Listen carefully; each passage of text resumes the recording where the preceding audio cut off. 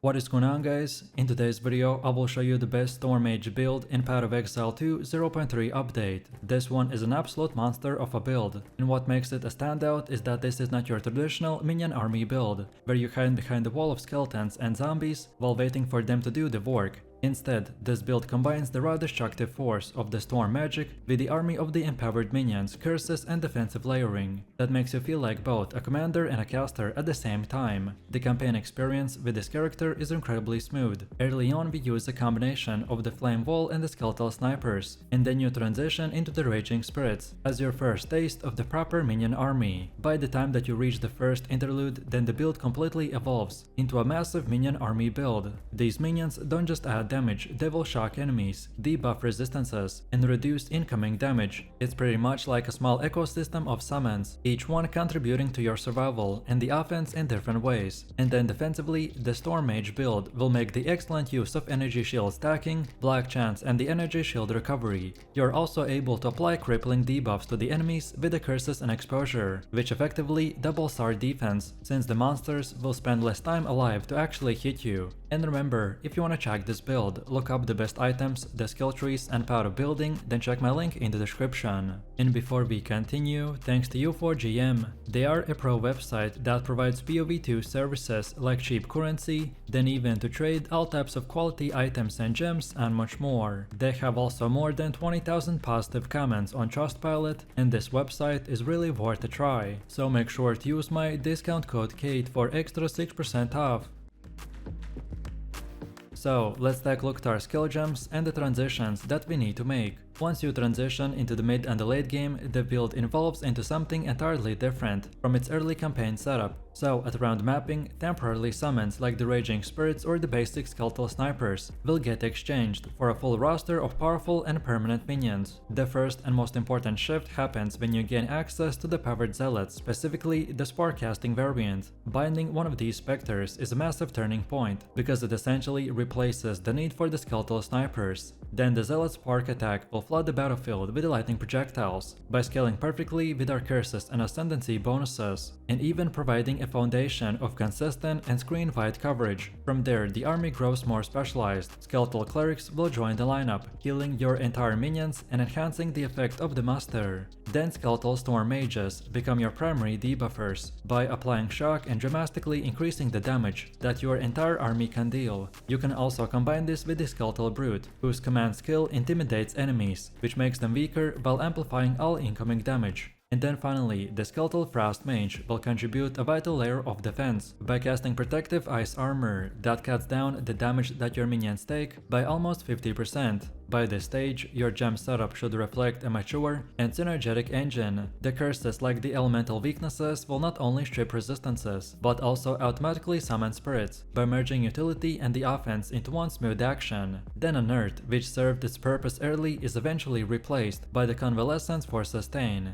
And then when you face pinnacle bosses, projectile acceleration can be swapped for the controlled destruction, to squeeze out even more devastating single target bursts. Now let's take a look at our passive tree, which is built to balance attribute requirements, minion scaling, and the energy shield defenses. Early in the campaign, you focus on picking up enough strength, dexterity, and intelligence to meet the gem and the gear requirements. And after that, the rest of the points should be directed into the strength, which naturally increases your survivability. The key early nodes include the Growing Swarm and the Restless Dead, which improve your minions' damage, defenses, and revive mechanics, by ensuring that they always are present in the combat. The Crystalline Flesh will later bolster your own durability with additional layers of defenses. Then Profane Commander becomes especially important once you begin running with multiple curses, as it extends the radius of your presence aura, while also granting you additional spirit to summon more minions. Then Relentless Fallen is another crucial cluster, which ramps up your minion damage and their movement speed, making them more aggressive and ensuring faster clear speed.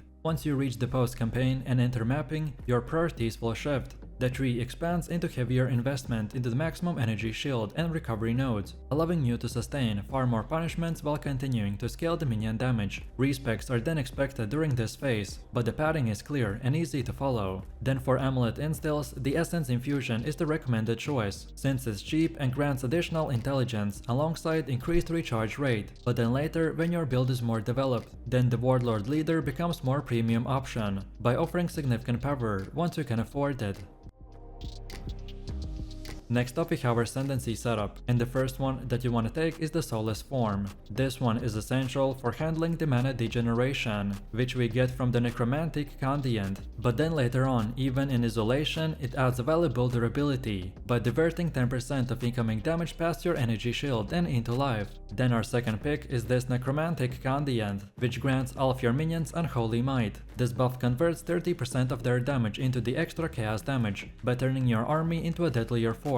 The drawback, of course, is losing the 5% maximum mana per second, which will be mitigated early on by the Open Mind notable, and then later by the Soulless form, so the trade-off is more than worth it. Then the third choice is Eternal Life, which is one of the most powerful defensive ascendancies available. With this, you will gain immunity to poison and bleed, as long as your energy shield is active, and then when combined with the Soulless form and the heavy buffer, you reduce all incoming damage by 15%. The cost is that you cannot recover life normally, but with the Mask of the Stitch Demon, you can quickly disable your energy shield in the hideout to heal if necessary. And then finally, to round this out, we use the Crystalline Phylactery, which provides an additional Javel socket and doubles the effectiveness of the Javel placed there. This opens the door to significant scaling opportunities, especially with the late game minion and the energy shield Javels. Then next up, when it comes to the Atlas passive tree, this build thrives on consistency rather than gambling. The central cluster will connect into Essence, Junk Boxes, Harvest and Delirium, and even bossing notables, all of which will guarantee reliable encounters and meaningful rewards. On the left side, we invest into the Essence and the Harvest, that ensures that you always have access to the crafting bases and deterministic upgrades.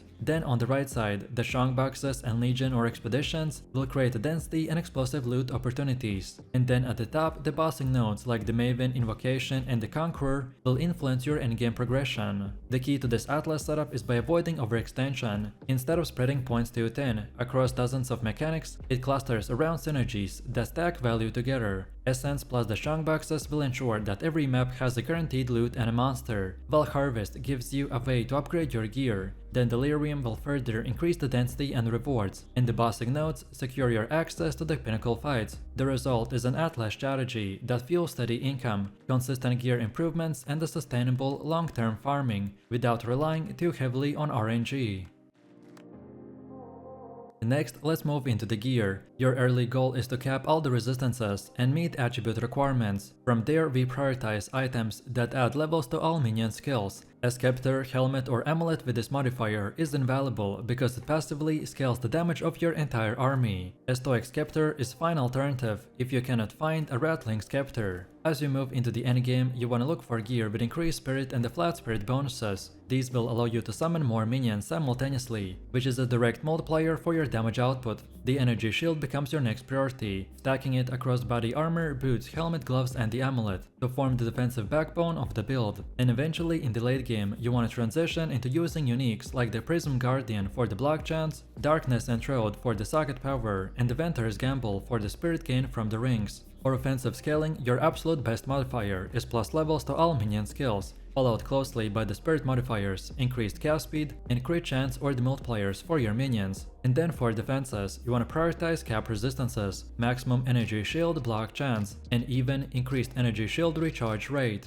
And now lastly, let's see how to actually play this build. Against bosses, you want to begin by pre-buffing your Spectre with the Sigil power and casting elemental weaknesses to strip resistances. You then activate Pen Offering to empower all of your minions, then cast Frost Bomb to apply exposure, and rotate Skeletal Brute and the Skeletal Frost Mage command skills to intimidate enemies and reduce incoming damage. If a fight is really long, then you can refresh it with the Unearth or the Convalescence to maintain the constant pressure. Then in mapping, the rhythm is very fast-paced. Your Spectres and the Skeletal Mages will tear through the packs, while Raging Spirits will fill in the gaps. Every curse cast not only weakens enemies but spawns more spirits, which makes the gameplay feel like a rolling storm that never runs out of momentum. Overall, you're not just passively watching minions do the work, you're an active player by weaving curses, buffs and positioning that is equally aggressive and controlled.